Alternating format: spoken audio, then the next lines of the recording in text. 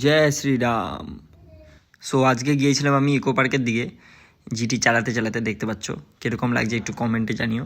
আমি ভাবলাম আমি সেকেন্ড গেটের দিকে যাব, গিয়ে তারপরে ওখানে বাইকটা রেখে কিছু ফটোশ্যুট করব, কিন্তু ঠিক সময় মতো না পৌঁছানোর জন্য পেছনের গেটটা বন্ধ করে দেওয়া হয়। তারপরে দেরি না করে আমরা চলে গেলাম রাম মন্দির।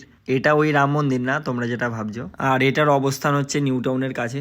সো আমরা চলে গেলাম সব বন্ধুরা মিলে ঠাকুর দর্শন করতে।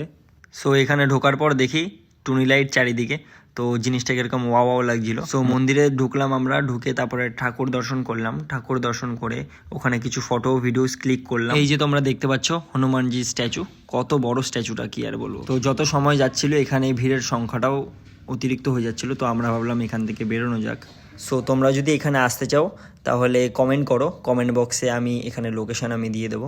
তোমরা সবাই ভিজিট করতে পারো, ফ্যামিলি উইথ ফ্রেন্ডস। তো অনেক সুন্দর জায়গা। তো সবাই একবার জোরসে বলো জয় শ্রীরাম।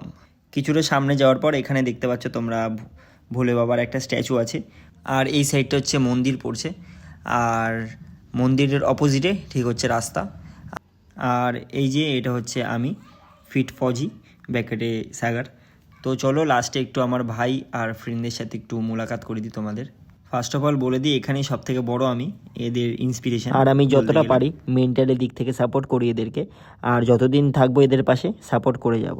লাভ ইউ গাইস, জয় হিন্দ।